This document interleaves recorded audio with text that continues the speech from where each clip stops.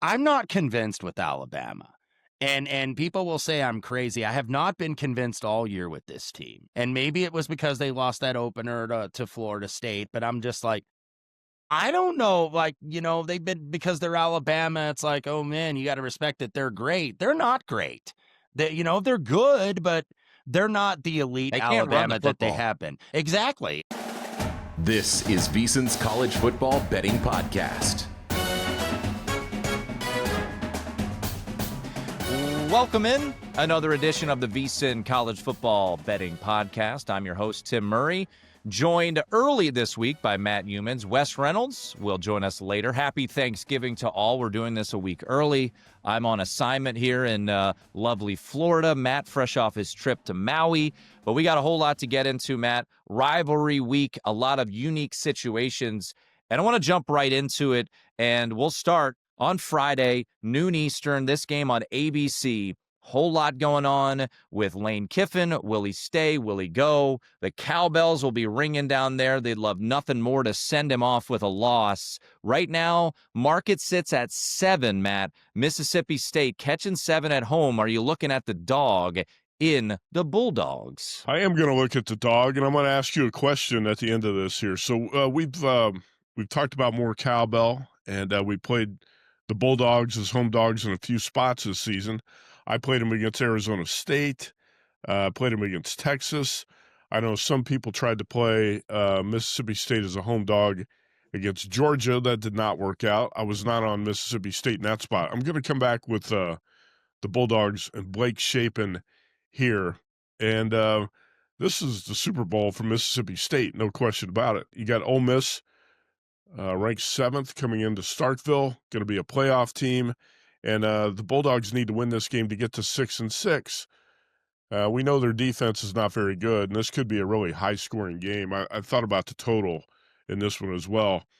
But, Tim, I think all the Lane Kiffin nonsense has got to be a big distraction to this Ole Miss team. The players don't know if their coach is going to stay or if he's going to be gone after this game. That's a bit of a factor in the handicap. But in a rivalry game like this, when you get 7 with the home dog, in this type of situation, I think the home dog is going to be live. Do you think the Kiffin situation is going to be a distraction to the Rebels? I think it has to be. And I know Trinidad Chambliss came out and he put something on social media saying they're focused on the game at hand and all of that, but it certainly has to be, a concern and a distraction. Now, I know you and I were texted by our friend Brett McMurphy, who put out a big article on On3 earlier today saying, where is he going to go? And I think both you and I said LSU.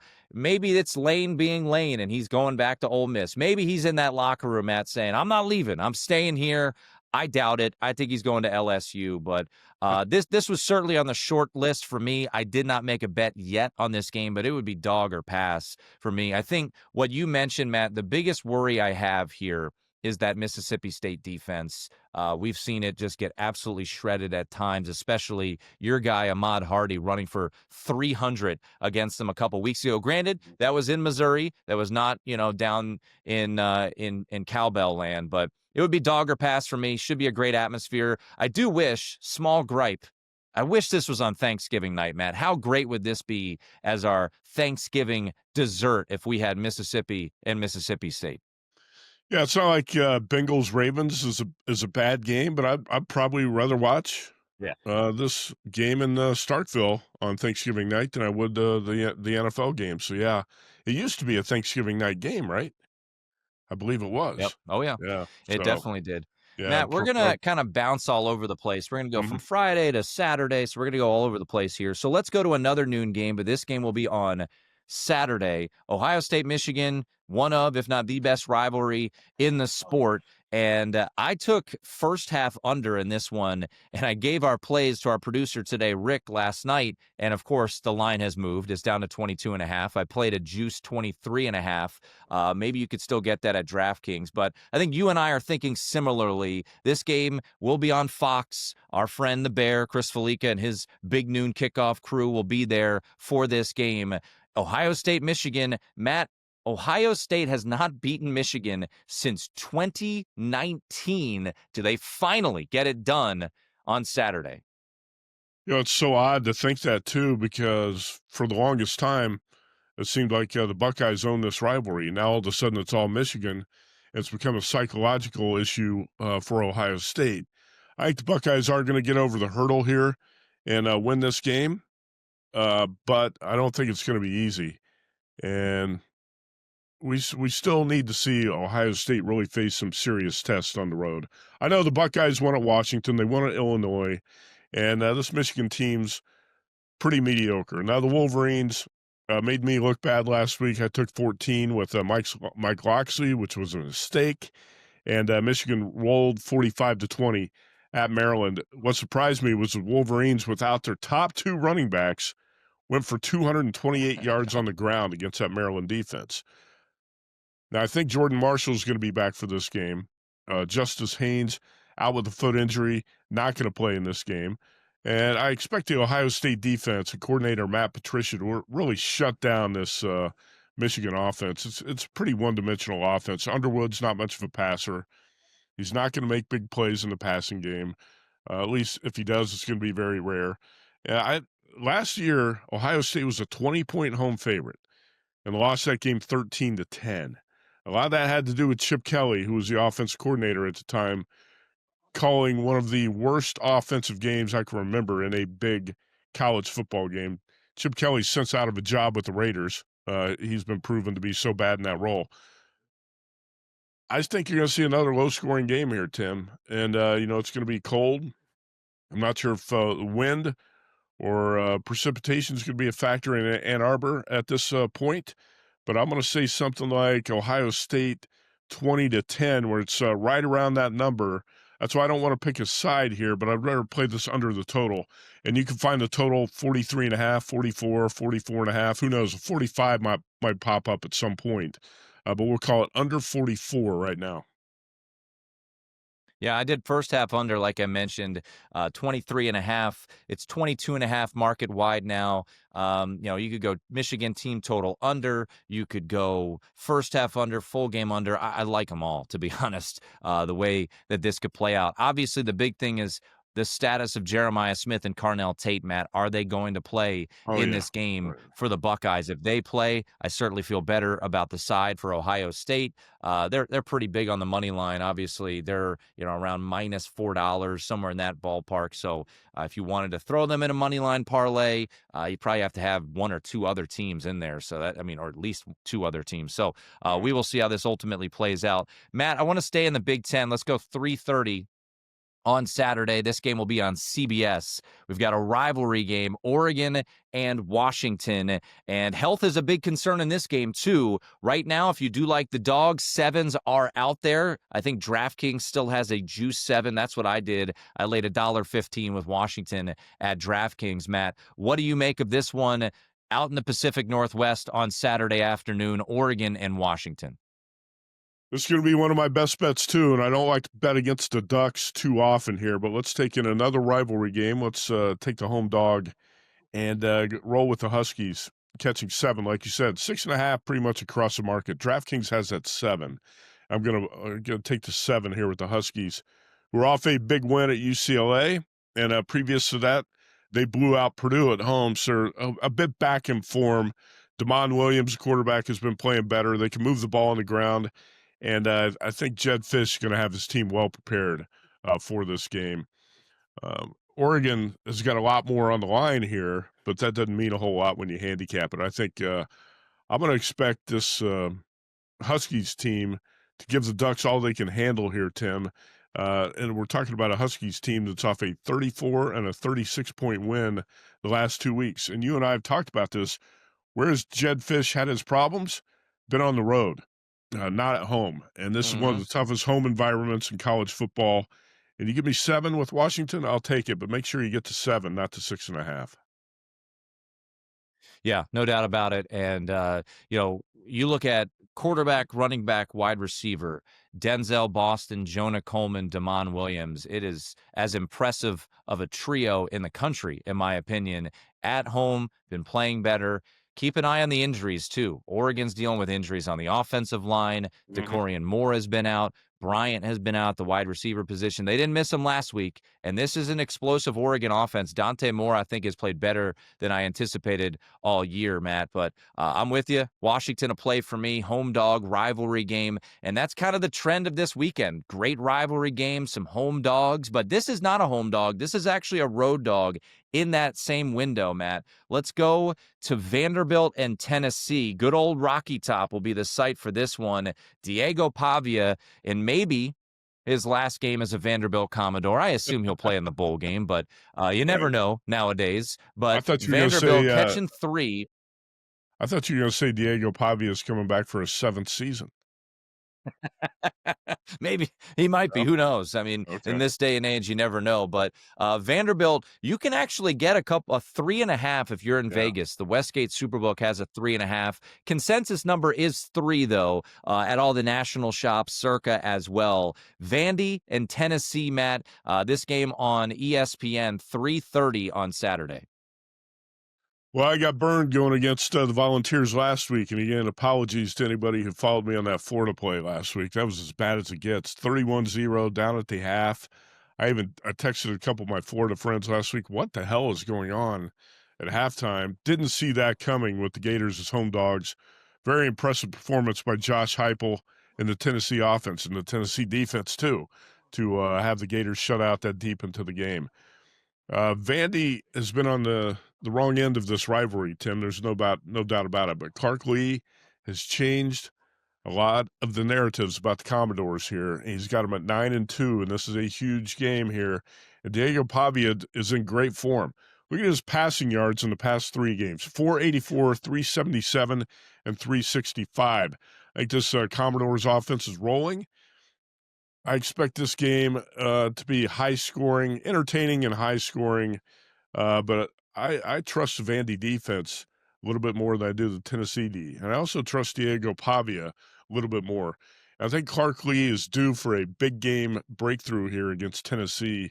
Like you said, you can take 3.5 out there, mostly 3. I'm going to take the dog here. I'm going to take the short dog, Vandy, in this game. I think this number's short for a reason, Tim.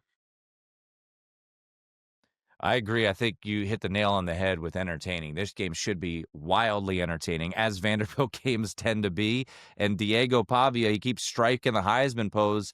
Look, I think you can make an argument. No one is more important to the success of their team than Diego Pavia. Not an official play for me, but a game that I am going to be glued in to watch on Saturday, no doubt, as that game kicks off in the state of Tennessee. Remember, Diego Pavia went on a podcast, should have been the VSiN College Football Betting Podcast, but it was another one during the summer, and said Vanderbilt ran Tennessee football. So a lot of big words, but he backs them up more often than not. All right, let's do this. Let's take a quick break. When we come back, more dogs on Matt Youmans' card. We will also check in with Wes Reynolds. It is a special edition of the VSiN College Football Betting Podcast a day early, breaking down the Week 14 card.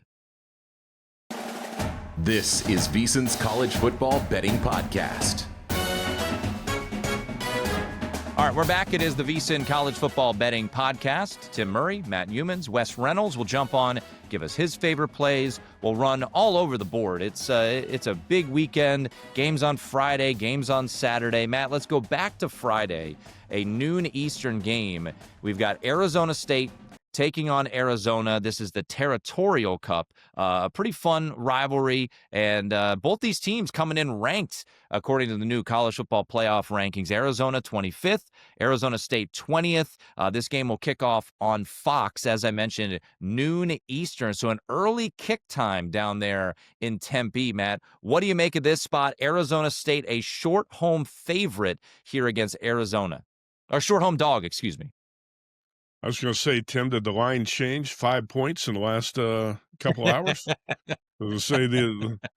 I'm going with Arizona State here as a 2.5-point home dog. I haven't bet this yet. We'll see if I can get 3, or maybe I might even buy it to 3, but I only see a 2.5 out there at BetMGM, so I don't think it's going to go to 3. But I'll take the points with the Sun Devils. They were 8-point favorites in this game a year ago in Tucson, and they embarrassed the Wildcats 49-7. Now, it's obvious Arizona State's not the same team. You lose your star quarterback, and you got to replace him with Jeff Sims, and who has played okay. He's obviously Jeff Sims not going to be a superstar, but he's played okay. The Sun Devils have been really effective running the ball, and I trust Kenny Dillingham as a home dog in this spot. Look, this is not a bad Arizona State team, even without your star quarterback. He's got the Sun Devils winning 3 in a row, and at 8-3 going into this game. They're off that 42-17 win at Colorado, and I tell you the truth, I made this a pick'em game, and I actually could have made it Arizona State -1 based on my numbers. But I said, yeah, pick'em's probably the right number here. But I think Arizona State, even without, it's obviously a dramatically different team without Sam Leavitt at quarterback. But even with Jeff Sims and that running attack and the defense and the way Kenny Dillingham's going to have his team prepared for this rivalry game, I like Arizona State side, and that's where I'm going to go here. You know, Matt, staying on Friday, there's some massive games in the Mountain West. You and I love to bet this conference. We were 1-1 last week. We both had Utah State, which was a good winner to close out the Saturday slate. Unfortunately, our Hawaii Rainbow Warriors, who we will talk about here in a moment, did not show up at Allegiant Stadium. But on Friday, Matt, let's start with the game on CBS Sports Network, 3:30 Eastern, San Diego State and New Mexico. You've got another short home dog situation. Maybe no one's been more impressive this year than New Mexico, a team that rebuilt this whole roster after Bronco Mendenhall left. Jason Eck comes in and has just done a phenomenal job, really kind of burst onto the scene with a win at UCLA, went on the road and beat UNLV. Matt, you were at San Diego State, Hawaii a couple weeks ago in the rain, and then you were at San Diego State and Boise State in the rain also a couple weeks ago when San Diego State won.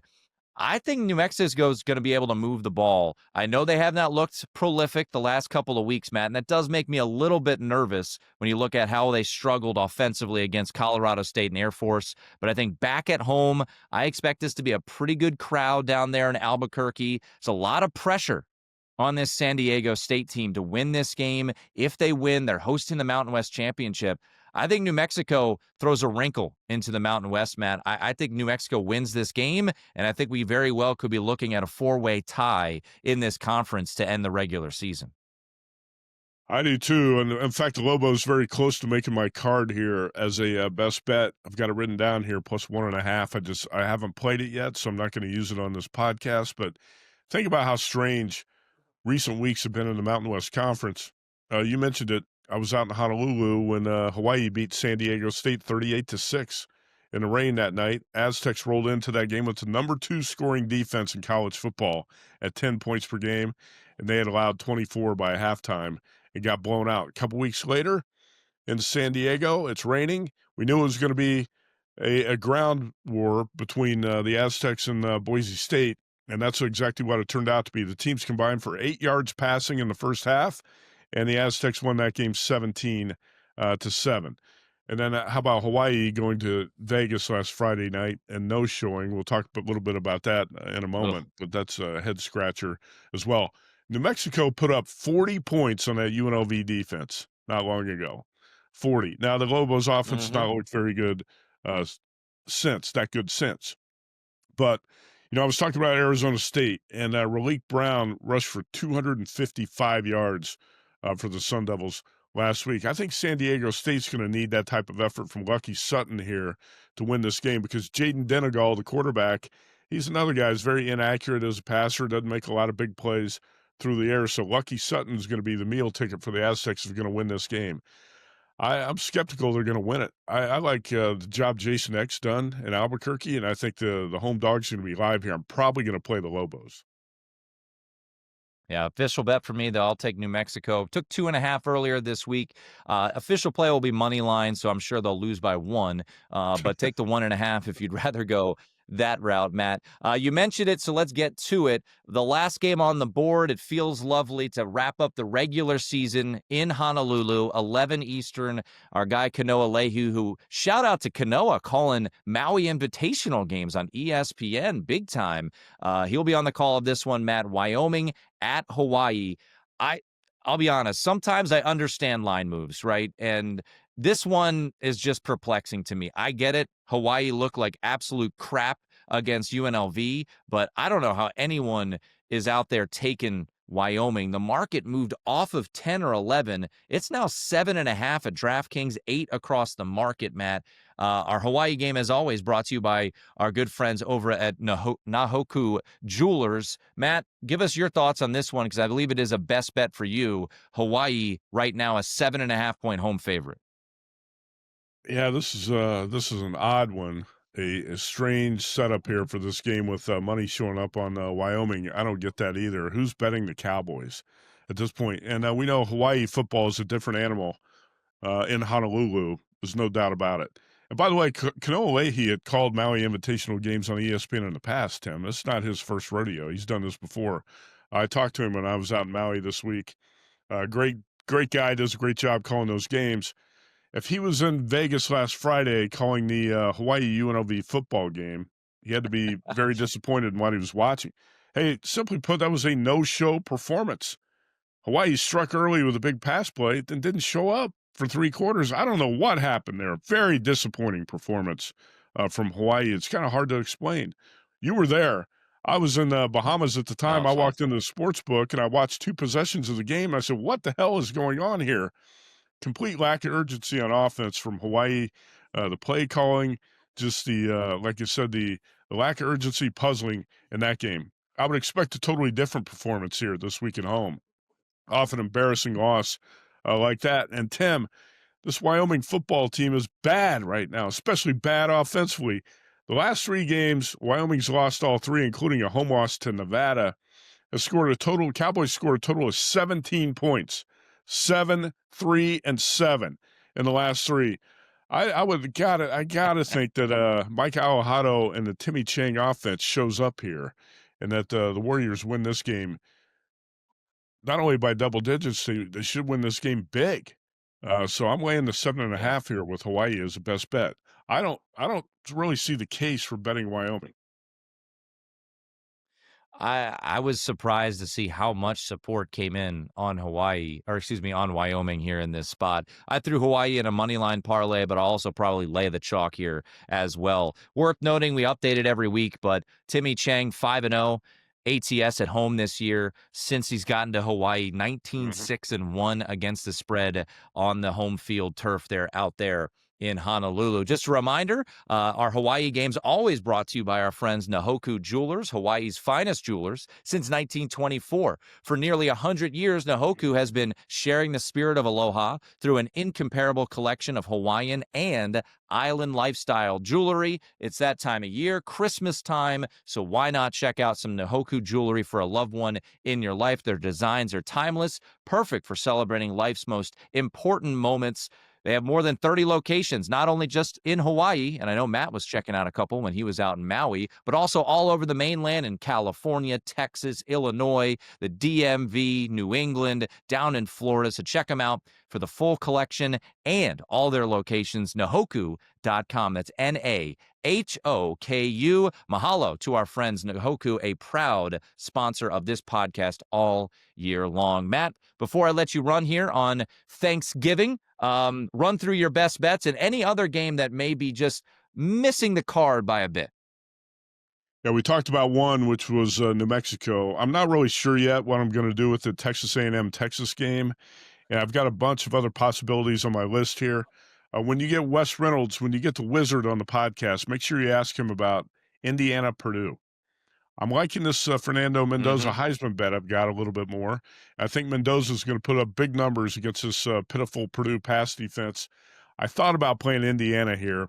I haven't bet it yet, so I didn't use it. But Indiana, 28-point favorite. I'm going to call 48-10. So you ask Wes for his score projection of the bucket game and see what he comes up with. I want to say Indiana wins that 48-10. But my best bet list for right now, as I return from Maui, and I've still got a lot of games yet to handicap and bet, so it's going to be a shorter list than I'll have by the weekend. But, Tim, let's go with Mississippi State +7, Arizona State +2.5, Vanderbilt +3, Hawaii -7.5, Washington +7, and one total, Ohio State, Michigan under 44. All right. Matt, much appreciated as always. Glad to have you back stateside, and we'll talk to you next week here on the podcast. Tim, enjoy your working vacation in Miami, and happy Thanksgiving. We'll see you. Appreciate it. There he is, Matt Youmans. Quick break. Wes Reynolds joins us on the other side. This is VSiN's College Football Betting Podcast. All right, the magic of podcasting, in addition to these pictures that keep showing up behind me, which are changing. I did not know they would be changing, but hey, that's what happens when you take the show on the road. We bring in Wes Reynolds as we say goodbye to Matt Youmans and welcome in Wes, and we're also going to go back in time and talk some Friday games. Mr. Wesley, happy Thanksgiving to you. Appreciate you jumping on, as it is Wednesdays with Wes, of course. We have to have Mr. Reynolds on the show. Let's go Friday noon. And I know you would maybe enjoy this a little bit more than Youmans, who did have Mississippi State as a best bet. But when I'm done with you, you'll be wearing gold-plated diapers. Mississippi State, Wes, here in this spot. Foo Fighters, more cowbell. And I think we're going to get some cowbell in Stark Vegas, actually. I think this is going to be a competitive game, of course. Was talking to our mutual friends down in Baton Rouge for a spot on their station, Jimmy Ott and Charlie Hannegriff, and they think Lane's coming. They seem to think that Lane is coming to Baton Rouge, and boy, that's obviously the main story here, and that's another distraction for Ole Miss, who winning in, they're going to be in the college football playoff. They're comfortably ranked, but lose, and then you're all of a sudden in a glut with a bunch of 2-loss teams. Meanwhile, Ole Miss, by the way, has not been tested in about over a month, because they had 3 home games. They had South Carolina, Florida, and the Citadel. So Florida was kind of competitive, but nobody really tested them. And now you go to Mississippi State, who's 5-6. And if you've watched this team, they should be 7-4 or 8-3. They've had a couple really unfortunate losses this year. That Tennessee game in overtime, the Texas game where they absolutely had it dead to rights, winning in the fourth quarter and couldn't hold on in overtime. So Mississippi State's going to be motivated here, and they always are in a rivalry game. But I just wonder if Ole Miss, having not been tested over the last month or so, if maybe they're going to get more of a game than they think here. So I took 7.5. I'd still take a little bit of 7 that's out there right now. I got a fever, and it calls for more cowbell. You and Matt Youmans, you'll have that fever on Friday afternoon down there in Stark Vegas, and we will see if indeed Lane Kiffin decides to head down to Baton Rouge, calling Baton Rouge after that. All right, let's go to maybe the best name of a rivalry, clean old-fashioned hate between Georgia Tech. This game will not be played at Bobby Dodd Stadium, which, based off of what we saw last weekend, maybe it's a good thing. This game will be played at Mercedes-Benz Stadium. Got a pretty high total in this one. Georgia Tech and Georgia, looking at this game, total sitting at 59.5. 14's pretty much across the market, a juice 13.5 at FanDuel. This game will be on ABC, 3:30 Eastern on Friday. I looked at the team total here for Georgia. That would be the look for me. What do you make of this spot? Can Georgia Tech get enough stops against this Georgia team? Yeah, I don't think they can get very many, to be honest with you. They didn't get a lot against Pittsburgh last week, even though Pat Narduzzi tried to let Georgia Tech back in the game with that fake punt in the fourth quarter of what 2 scores. Yeah, I don't know. I was like, whoever the athletic director is at Pittsburgh now, if they lose this game, you Herman Edwards him. You get rid of him before he even gets to the locker room. Like, Coach, we got to talk to you. If that would have happened, but Pittsburgh did hang on. So now Georgia Tech going to need a bunch of help in the ACC, and they have no control. Probably not making the ACC title game, but clean old-fashioned hate here. What was it, Tim? Did it go 8 overtimes or 9 overtimes last year? I cannot remember. 23. Because once they do the 2-point conversions and all that stuff, that game went on forever. But indoor at Mercedes-Benz, downtown Atlanta, fast track, I think that's good for the over here. Georgia, like we've talked about in previous podcasts, they're not the dominant defense that they usually are up front. They're still very good. They're always going to be under Kirby Smart, but it's not that shutdown defense that gets a ton of pressure and, gets a bunch of sacks and gets you always behind the chains. I think Haynes King's going to be able to move the ball on this team, but as you said at the top here, Georgia Tech's not going to be able to get enough stops, so it'd be over for me. I think I'll hit probably a team total over on Georgia. It is worth noting Brent Key, 17-6 against the spread as a dog since taking over as an interim and then ultimately took the job full time. But I don't know how this team gets stops against this Georgia offense, which I was very impressed by. By the way, Georgia, hay is in the barn for the SEC. If Alabama were to lose to Auburn, we'll talk about that game a little bit later, or if Texas and Texas A&M, if Texas is able to get that game, that will lead to Georgia playing in the conference championship game. Before we get to Texas A&M, I do want to go a little chronologically here. Also 3:30 ESPN on Friday. We've got the Mean Green of North Texas taking on Temple. And, obviously a unique situation here, Wes, with the head coach, Eric Morris. He is going to be going to Oklahoma State, which I think is a very good hire by the Pokes, but he's going to stay with North Texas through the rest of the season, which may be a playoff appearance. Does this team rally behind their head coach at home under a 3-touchdown favor? We'll call it like 20.5 right now for the Mean Green. Yeah, I think they do, Tim. And we're talking about all the conference championship scenarios. In the American, Tulane and North Texas, I believe those are the two that do control their own destiny here. So winning in, Tulane has Charlotte on Saturday and they're 30-point favorites. So, even though the 49ers did get the cover for us last week with Georgia, thank you, Kirby Smart, for being a true gentleman, unlike Ryan Day, who's always willing to tack one on there at the end. But I digress. More on the Buckeyes next week. As soon as the Hoosiers hang an eye on that bucket on Friday night, then we'll focus on Ohio State. But anyway, back to the task at hand here. I think North Texas, Temple, Casey Keeler is a good coach, and he's going to get it turned around there. But they fell out of gas last week against Tulane, and I just don't know how they keep up here, Tim. Rice couldn't do it last week, even though North Texas got off to a very slow start at home. North Texas, it seemed like every time they had the football, they were going to score, and that's a reason why Morris is getting hired. Of course, at Oklahoma State, he's worked with a lot of stable of great quarterbacks, including Menstermaker for North Texas, who's been arguably the best passer in America. So I laid it here at 19.5 with UNT.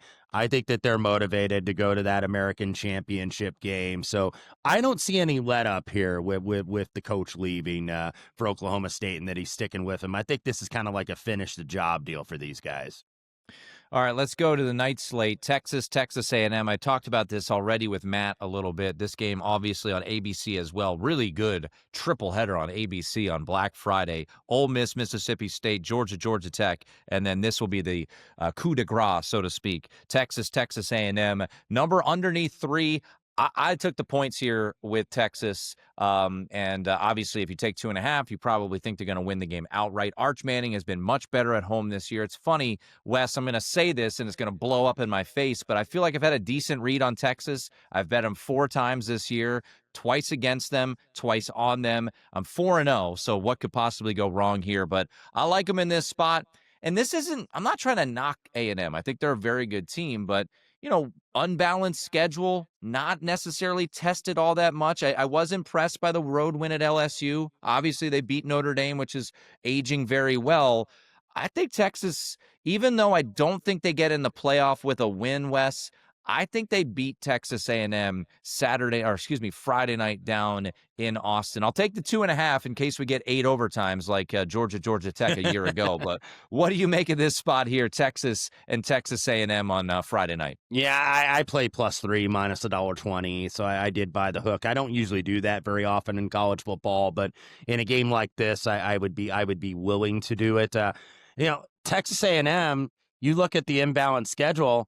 Like, it seems like every team they play, the coach gets fired. So maybe they're the reason these coaches are getting fired. Of course, Auburn, Hugh Freeze was later fired. Down at Florida, Billy Napier. Arkansas, Sam Pittman. LSU, Brian Kelly. Right after the game, as a matter of fact. So it seems like every coach is getting fired or eventually going somewhere else. We'll see if Sark is added to that. I think Sark is pretty safe, even though Jimmy Sexton will drum up the interest, right? He'd be interested in the Tennessee Titans job, and it's like, I never said that. I never did anything. So throw poor Diana Rossini of The Athletic under the bus. But anyway, I do like Texas here. I think the defense is better at home. I think A&M is going to struggle to run the ball. So, this is their season. Pressure's on A&M now. Now the pressure's been on Texas all year, right? Sure. Because they were number 1 to start at Ohio State, didn't get it done. Now it's kind of off a little bit, even though maybe they can finagle their way into the playoff, but they need a lot of help and a lot of things to go their way. The first thing that they could take care of business is to win this one. And then, that at least puts you up for discussion, where they put you on the board and the committee does whatever the hell the committee does. I watch that show every week. I never know what they do. The goalposts change and move every week, but I like the Longhorns. So, hook 'em. Yeah, we're gonna hook them. Hopefully, hook them on my flight home from Fort Lauderdale to Vegas. I'm gonna be watching that and probably not trying to throw things and in frustration as I watch Texas and Texas A&M. At the same time, maybe I'll have to reach over and change my wife's TV on the back of her headrest so I can watch Indiana Purdue. We got a prediction from Matt earlier in the podcast on this game, Wes. So Friday, NBC, Indiana at Purdue. Fernando Mendoza, odds-on favorite right now to win the Heisman Trophy, 28.5 point favorite. Are they going to put up a number on the Boilermakers on Friday night? I think that they very well could, and that is Heisman Doza to everybody else out there, because if noted I'm handicap, all about this. Yes. Yeah. No, noted handicapper Joey Knish broke this down on the Twitter last night. If Mendoza wins out, he wins the Heisman. There's just all there is to it. I don't care if the numbers are kind of just adequate, but totally agree. Saying I think's got to have a couple very big games at Michigan, and then of course the Big Ten title game against Indiana, and I think Reed might be on the outside looking in. Maybe Diego Pavia will get consideration, but I think it's Mendoza's to lose personally, because of the story, with his mother battling MS, and the fact that everybody seems to like him in the college football media. Maybe not all the fans do, based on what you read on the Twitter. It's like, who is this nerd speaking all in complete sentences and whatnot, enunciating his words? But anywho, I'm not going to lay the 28.5, and it's even 29.5 some places here, because this is the old Oaken Bucket Bowl for Purdue. And Purdue, a lot of the thought pieces have come out, can they eventually be like Indiana? Well, not immediately, because Indiana caught lightning in a bottle with Curt Cignetti and his staff coming from James Madison, and 13 players that played for him coming from James Madison, which was a winning program, so they knew how to win, albeit at the Sun Belt level. But could get some weather there. It's going to be a little cold up there in West Lafayette on Friday night. So what I would like to see is Indiana do what they did last year, 66-0. That's not going to happen. This is a much better team and a much better operation. But somebody's got to score a touchdown for IU, and then go ahead and find that little stick somewhere sitting against the wall of the end zone and bang the big-ass drum. That would add some spice to this rivalry. It's like, we're going to come in and we're going to bang your drum in West Lafayette. Another eye is going to be put on that old Oaken Bucket, and we'll see Ohio State and Indy, more than likely. All right, let's do this. Let's take a quick break. When we come back, we'll dive into the Saturday slate, more best bets with Wes Reynolds right here on the VSiN College Football Betting Podcast. This is VSiN's College Football Betting Podcast. We're back here on the VSiN College Football Betting Podcast, and if you've been a loyal listener to our podcast, you know that Rainbow Authentics has been a proud sponsor all year long, and boy, they've got something exciting right now. You've seen the kicks, you've felt the energy. Now it's time to wear it with the official Tokyo Toe gear inspired by Lou Groza finalist Hawaii's Kansei Matsuzawa. From bold tees to clean hoodies, every piece brings the same focus and drive Kansei shows on the field. Show your pride, show your passion, only at tokyotoe.com. That's TOKYOTOE.com. Gear up and own the moment. Yes, Tokyo Toe, Kansei Matsuzawa, one of the cooler stories in college football. I know I'm biased, but didn't he play for the Red Sox? I think that's Daisuke. Daisuke Matsuzaka. Okay. Yeah, yes. But no missed field goals this year for the Tokyo Toe and one of the Lou Groza Award finalists. All right, let's get back to the Saturday slate here, Wes, and let's dive into an early noon game. South Carolina and Clemson. And I've got some thoughts on some noon games as well. This game will be on the SEC network. Right now, South Carolina, 2.5 point favorite, money line. We'll call it minus $1.35. That looks like what Circa has, minus 40 out there.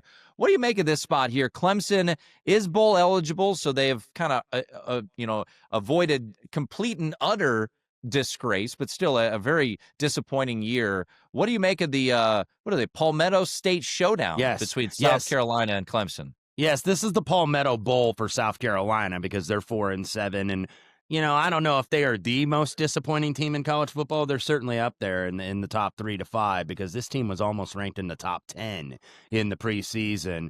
And then after the Virginia Tech win, it went sideways for these guys. Lenora Sellers was back. They thought maybe they could compete with the upper echelon of the SEC. They were not able to, but I think that they rally around here. I know that they're 4-7 and they can't go to a bowl, so everybody thinks, okay, they're going to mail it in. I don't think so here against Clemson. And I think Clemson last time out, if you remember that game at Louisville, where they were very celebratory, that they knew that was a big game, that was essentially going to get them bowl eligible because they had Furman, of course, last week. So, South Carolina, I think Clemson, I don't want to say they're happy to just go to a bowl game, but based on where they were to start the season, where you're 1-3, you probably are. South Carolina, you got that disappointment. This is the chance to kind of take out the aggression a little bit. Should be a low-scoring game at the total at only 46.5. I laid money line here with the Gamecocks.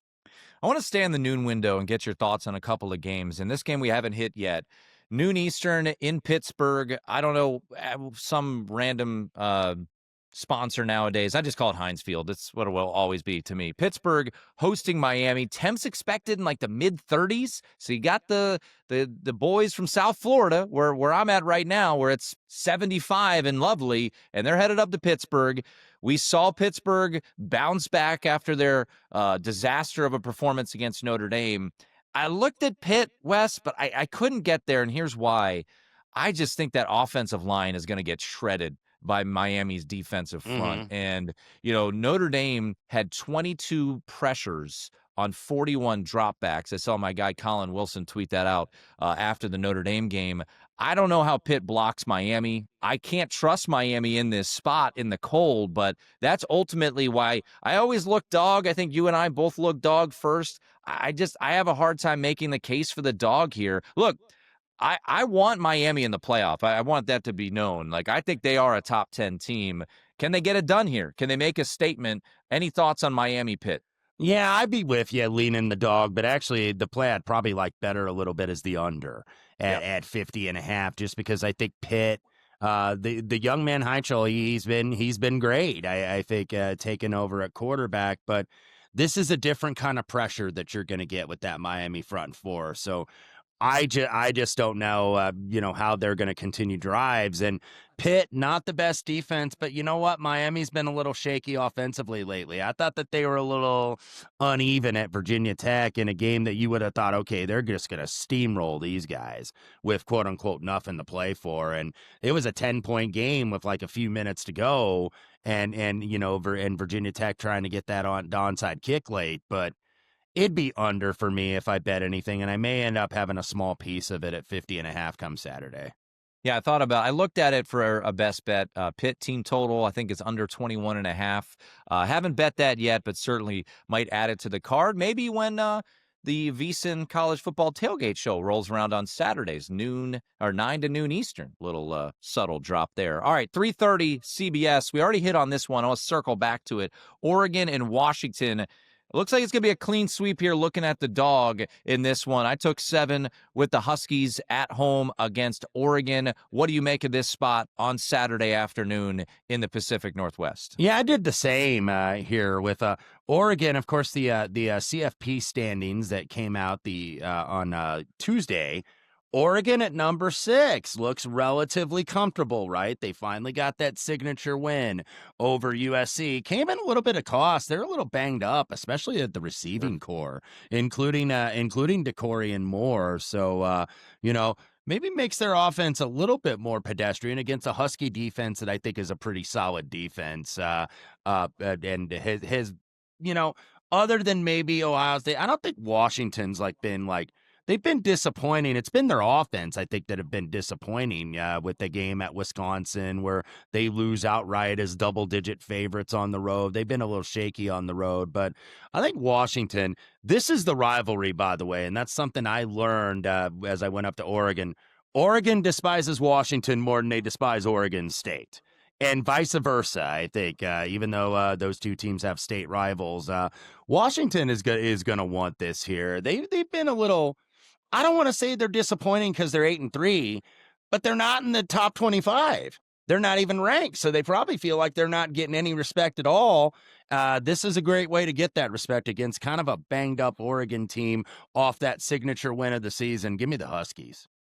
All right, let's go to the primetime slate. We have not touched on this game yet. 7:30, the Iron Bowl. Under the lights, Jordan Hare, Bama at Auburn. Bama... They got to win this game if they want to make the playoff. If they win this game, I think they're good, even if they were to lose in the SEC championship. But they lose, they're out. Right or wrong, this would be their 3rd loss, and it feels like they would certainly be popped out. I think Auburn's going to give them everything here. I don't know if they'll be able to pull it off, Wes. Look, you and I were on Auburn a couple weeks ago when they were at Georgia, should have went up 17-0. Horrific call at the goal line, turns the tides of that game. It's going to be every quarterback thrown at them. Ashton Daniels is back. Deuce Knight, Jackson Arnold might even get in there. I think this is going to be a hell of a game. I took the 6 with Auburn. I was hoping for a 7. We're not going to get it in this spot. I think Auburn, under the lights, this is their season. We know it's been a brutal season. Hugh Freeze has already been fired. I think you get everything and then some, and I wouldn't be surprised late Saturday night we're kind of mind blown by Auburn pulling out the outright upset. So Auburn's the best bet for me. I took the 6. Admittedly, I have not gotten there yet. I would be on your side here. The Auburn offense has been a little bit better. Remember, they went up and down with Vanderbilt. Like, this was a team that was the week after they scored 3 points at home against Kentucky, which led to Hugh Freeze's dismissal. And I know Alabama, a top 10 defense, but they're not as dominant defensively necessarily either. Yeah, I would lean Auburn. I want a 7. I don't think it's going to come. Maybe a small play on the Tigers. I have not bet this yet, but I'm not convinced with Alabama. And people will say I'm crazy. I have not been convinced all year with this team. And maybe it was because they lost that opener to Florida State, but I'm just like, I don't know, they've been, because they're Alabama, it's like, oh man, you got to respect that they're great. They're not great. They're good, but they're not the elite Alabama that they have been. Exactly. And that's why I think that they've been a little bit down. And is there anything to these Kalen DeBoer to Penn State reports? I don't know. I see about them on the Twitter machine. I don't know if it's where there's smoke, there's fire, but gosh, Alabama laying 6, man. Boy, that seemed like candy, but that might be candy laced with some poison. I think if you're laying this, so it'd be War Eagle or nothing. Yeah, it's gonna be a fun one. This card that I have this week, and we're gonna talk more games after we take a quick break here and say farewell to the folks on the Fast channel. But my card, and we've joked about it, it's the genius or jerk card, man. It's gonna make me feel like a genius, or I'm gonna be sitting there and being like, what was I thinking? Taking the points with Auburn with a fired coach. How could I take Virginia Tech, the ultimate stinker? And we're going to talk more about that one on the other side. But yeah, this card, it's shaping up. A lot of ugly dogs here. We'll do a best bet recap on the other side with Wes. Just a reminder, please rate, review, and subscribe. We've got swag. We're going to be sending it out thanks to our friends at Rainbow Authentics. We got to figure out a proper way to get you guys involved there, but keep hitting us with those 5-star reviews as well as hitting the subscribe button there on YouTube. So once again, if you're watching with us on the Fast channel, thanks for watching. Much appreciated. If you're hanging with us on YouTube or on iTunes, quick break. On the other side, best bet recap, a bunch of other games we'll hit on as well. So stick with us. It is the VSiN College Football Betting Podcast. This is VSiN's College Football Betting Podcast. All right, back on the podcast. Once again, YouTube, iTunes, Spotify. Give us that 5-star review if you don't mind. All right, bunch of games. Let's go hurry up offense here. And I want to get onto a game where this one, a little inside baseball. I sent a play over to producer Rick, who's sitting in for Wyatt this week, and I said, hey, throw Virginia Tech on there. And I said, I don't know, maybe leave Virginia Tech off. I said, you know what, screw it. Let's go. Hokies, I've been negative on Virginia all year long, and they've got all the pressure in the world taking on Virginia Tech here in this spot. They are not a very good run defense, Virginia. Can Virginia Tech, can the Hokies show some life here? Remember, they ran all over Cal, which I'm not saying was is the most vintage defense, considering they just fired they just fired Justin Wilcox this past week, and they're moving to Nick Rolovich. But I took double digits with Virginia Tech here in this spot. I actually took 11.5 earlier this week. Anything in double digits. There's still some 10s out there. I'm going to take it. Maybe I'll look like an absolute ass. Wouldn't be the first, won't be the last. But I like the Hokies here. The pressure is on the Hoos. If they win, Wes, they're going to the ACC championship. If they lose, well, that opens up a whole nother can of worms, and they're likely out. So what do you make of this spot with the pressure all over normally little bro in UVA? Yeah, the two teams that controlled the ACC or their destiny in the ACC are Virginia and SMU, who is playing at the aforementioned Cal, almost 2-touchdown favorites.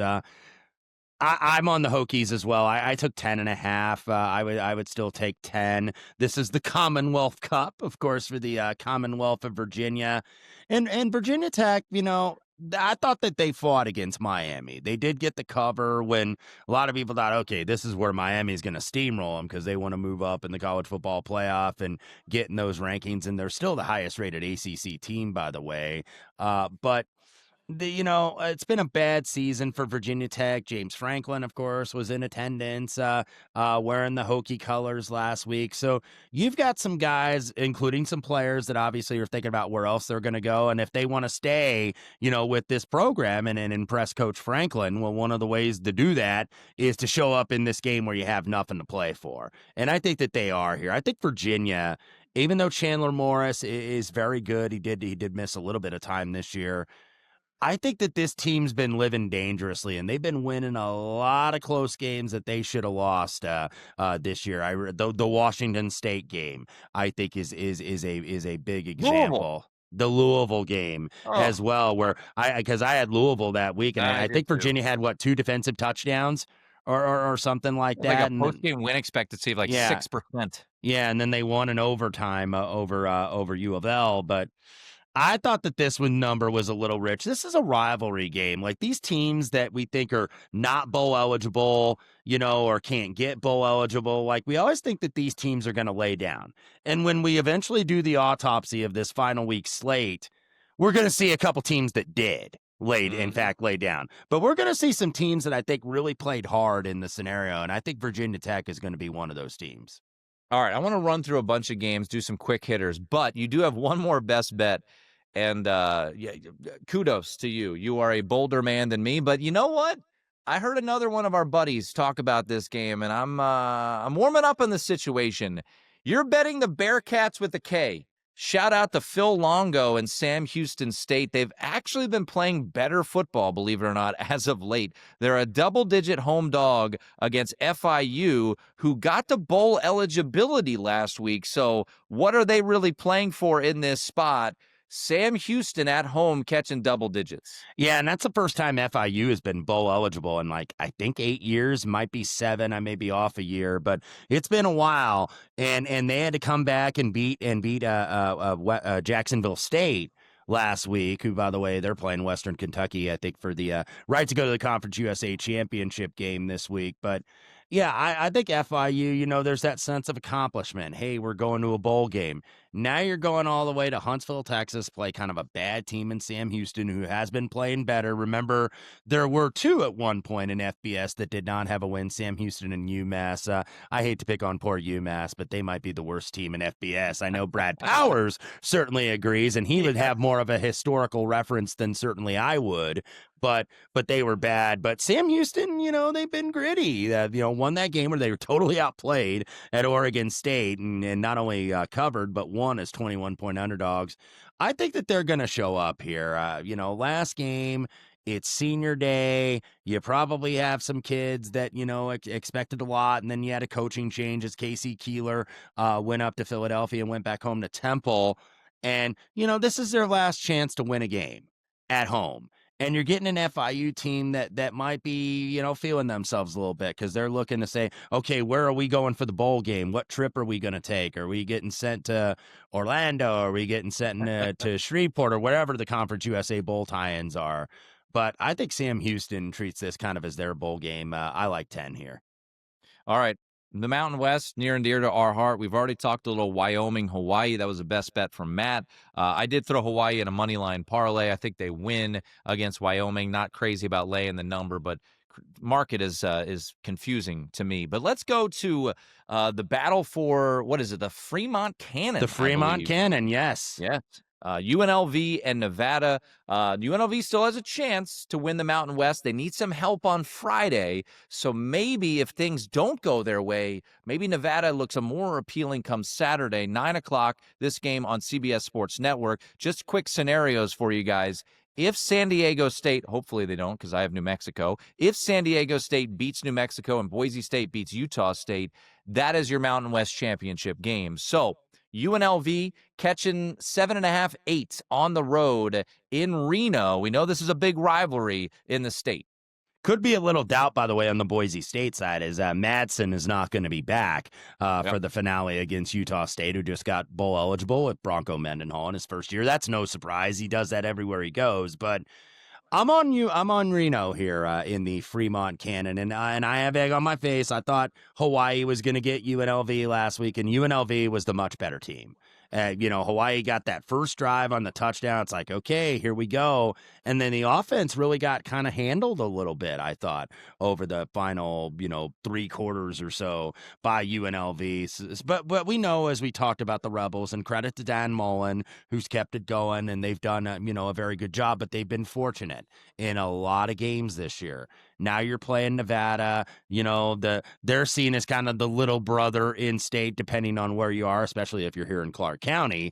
But they're seen as the little brother here. So, all the hype with UNLV and Coach Mullen and what they're doing and the fact that they could have a 10-win season. I took 8.5 here with the Wolfpack. I'll be interested to see what the weather is going to be up there in Reno on Saturday night, because it's warm where you are in Florida. It's starting to get a little bit chilly here in the Silver State, and probably going to be very chilly up there in the northern part of the state. So I took the 8.5 here. I still think the Cannon's going to get painted red, because that's the whole thing with that, paint it red or paint it blue for Nevada. But I thought 8.5 was a little bit rich here for UNLV. All right. We're done with our best bets. We're going to get our best bet recap here. I've got about 4 games I just wanted to pepper you with that I don't have a bet on, but it just missed the card. We like to play ugly dogs. I texted our buddy Jimmy Ott, down in Baton Rouge, and I said, "Hey, am I crazy to like LSU in this spot?" He said, "Yes." I'm like, "All right, maybe I'll stay off You know here." what? I was going to send that same text, actually, because I was looking at that, because I was on LSU, by the way, against Western Kentucky. No energy whatsoever against a Western Kentucky team that couldn't hardly move the ball. And So, Western Kentucky actually made it like a 3-point game with a fumble return late.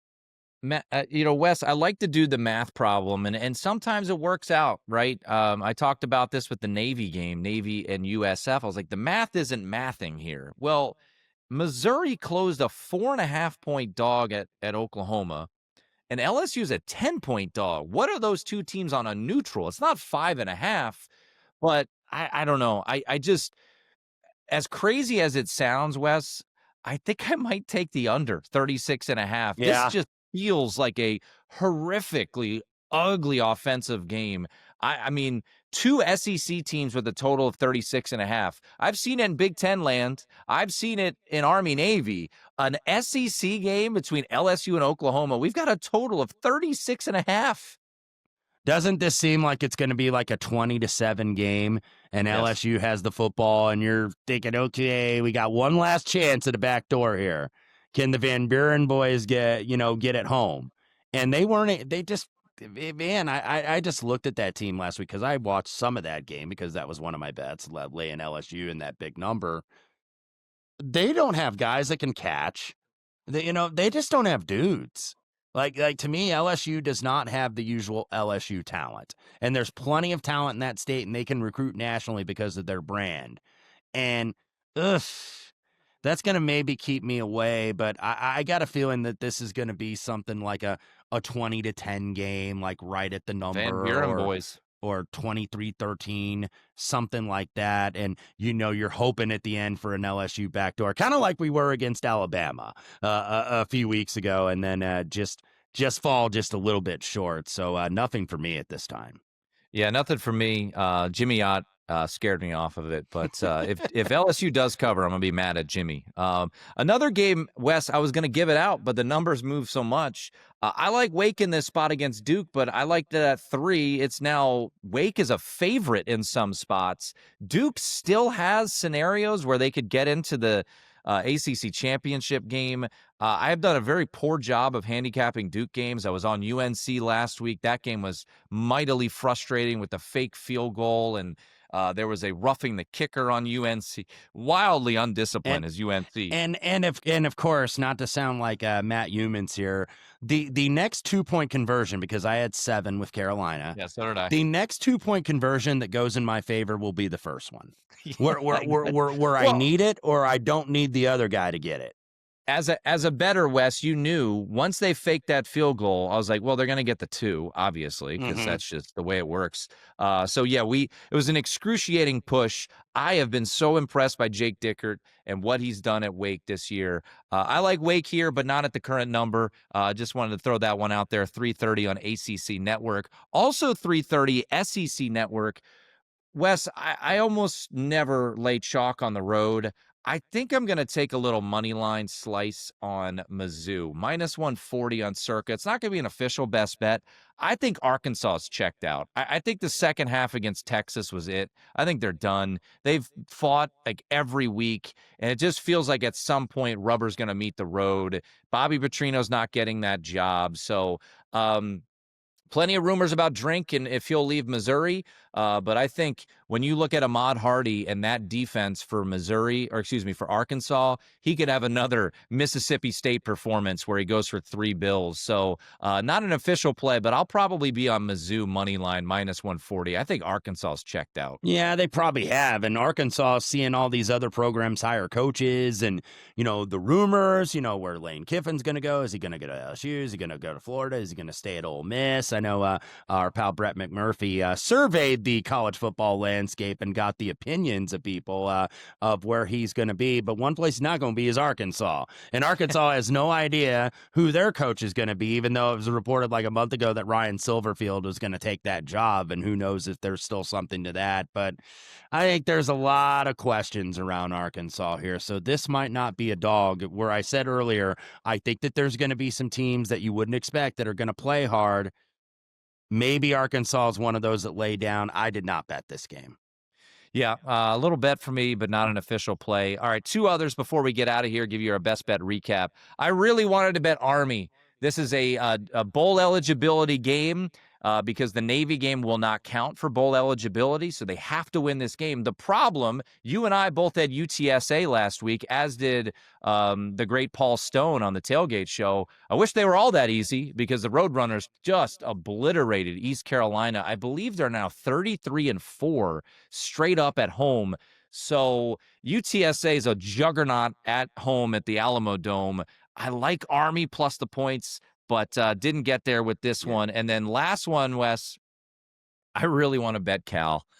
I want to do it. Mm-hmm. If I get 14, Nick Rolovich, is he auditioning for the job? I know the Oregon offensive coordinator is the heavy favorite to likely get that Cal job. He's a Cal guy, but this number seems crazy to me. 13.5 at home for Cal. If 14 shows up, I might hold my nose and take the Golden Bears if Cal hasn't checked out. And, this might be one of those situations where SMU comes in and just curb stomps Cal, and they're like, I just want the season to be over. Could very much happen. But those were two dogs that just missed the card. Cal almost catching 2 touchdowns, and Army as well. Nick Rolovich and the Berkeley faithful, boy, then they go together perfectly, right? They what did he's saying, Big Daddy? They go together like lamb and tuna fish.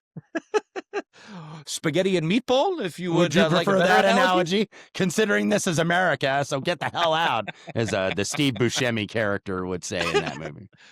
I'll give down the year and give you a crew cut. All right. We've reached the point of the podcast where we're quoting Big Daddy, so let's get our best bet recap. Best bets recap. All right, Wes, I'll let you do the honors here with your recap of your best bets here on the show. Yeah, and a couple we didn't get to, I'll get to really quickly. Mississippi State +7. I like the over in clean old-fashioned hate. Georgia Tech 59.5. North Texas -19.5. Texas +3, bought the hook there. South Carolina in the money line in the Palmetto Bowl against Clemson. Sam Houston State +10. One I didn't get to, that BYU line has not moved all week. I'm going to take 18 with UCF. And look, going against BYU has not been good for me because that was the stinkiest line, laying 2.5 at Cincinnati. Oh, yeah. It was like, this is too easy. And, of course, I go the other way once that happens, and then BYU, of course, gets the win and the cover. Washington +7, and I think 7s may show on the weekend as well. Virginia Tech +10 in the Commonwealth Cup, and then the battle for the Fremont Cannon, Nevada +8.5 over UNLV. All right, we had Matt give his best bet recap earlier, but I'll recap it in case you missed it. He's on Mississippi State as well, more cowbell +7. Territorial Cup, he's taking the home dog in Arizona State. He said he hadn't bet it yet, hoping for a 3. Vanderbilt +3 against Tennessee, under in Michigan, Ohio State, laying the chalk with Hawaii out on the island, and taking the Huskies +7 of Washington. My best bets, New Mexico, money line or 1.5, however you want to play it. I'll take the money line here. I did bet it at 2.5 earlier in the week, but for grading purposes, money line, even money. Texas plus the 2.5. Michigan, Ohio State first half under, 23.5. Auburn +6, Washington +7, Hokies, gobble gobble +10. Couple other games that might get to the card. Check out the VSiN College Football Tailgate Show Saturday at 9 Eastern. I'm sure I'll have plenty more bets for you guys there. But Wes, much appreciated to you. Happy Thanksgiving, and I got a turkey platter right here for you. There you go. Thank you very much. I appreciate it. Hopefully, I'll wash that down with some Boilermakers over the weekend. That's Wes Reynolds. Thanks to Matt Youmans. Thanks to Rick stepping in for Wyatt. Thanks to Ryan Hunter, and thanks to all of you. For you guys, this has been an awesome year. Obviously, we'll keep this rolling all throughout the playoffs, but just a special thank you to you guys. It made this podcast so much fun, and the numbers have been amazing. So a tip of the cap to all of you guys for the support all throughout the college football season. And let's wrap up with some winners. How about that? Let's do that. Last week, not so great. 2-4-1 for me last week. So let's have a winning week. That's going to do it. This is the VSiN College Football Betting Podcast.